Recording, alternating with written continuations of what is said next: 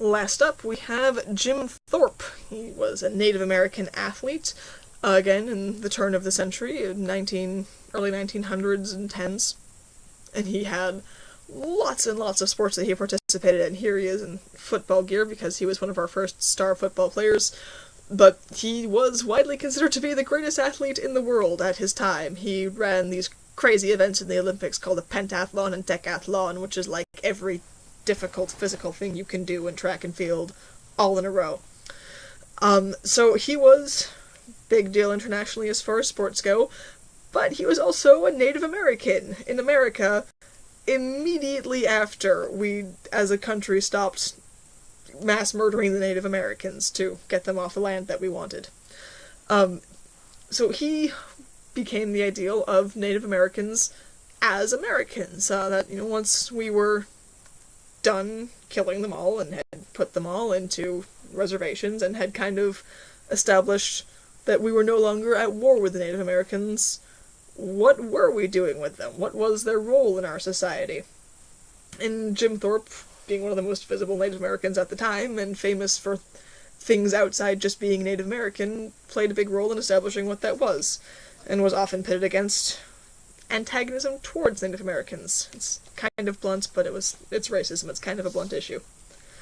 There's a quote from his granddaughter explaining context. It says, "During his time, it was right after the Indian Wars, and there was a lot of pain and suffering among Native peoples. My grandpa's ability to surpass all those things and use his gifts in a way in which he became recognized internationally has been an inspiration." So he clearly was inspiring to his own Native American people. That's from page 57. So he clearly had a role of inspiration and role model to other Native Americans living in this really trying time in history.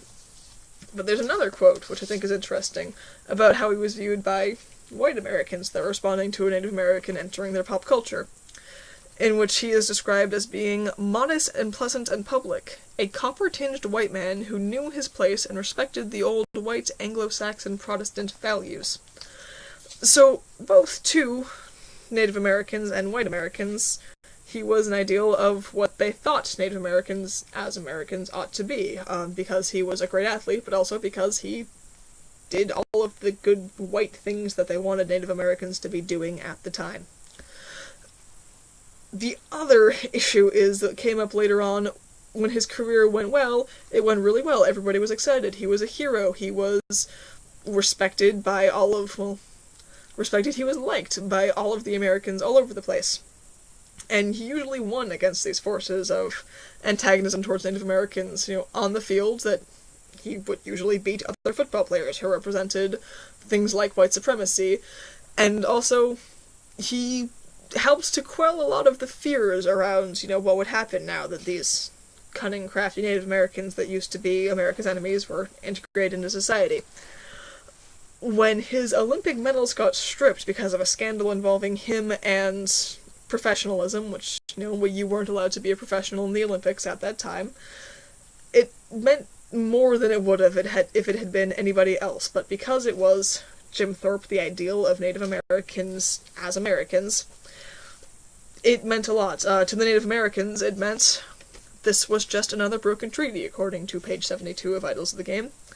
No matter how white their ways or how many touchdowns they scored, they would never be treated fairly. And they would not have had this sentiment if he had not been a symbol of them as a people. And the AAU, the people conducting the investigation, and by extension the rest of white America, was also aware of this. It says, the AAU halted its investigation before other American athletes could be charged with professionalism and disqualified. It was better to scapegoat one Indian schoolboy than risk wiping out future Olympic teams. So, this person was not just an athlete, he was a symbol of Native Americans, and what they meant, and what was acceptable to have happen to them. That they established that it was alright to scapegoat these people, that they weren't really full Americans yet, that it was, you could point at him as a scapegoat, and it was okay, nobody was going to get really up in arms except for other Native Americans mostly. This matters tremendously, and that will be covered in my culmination video up next.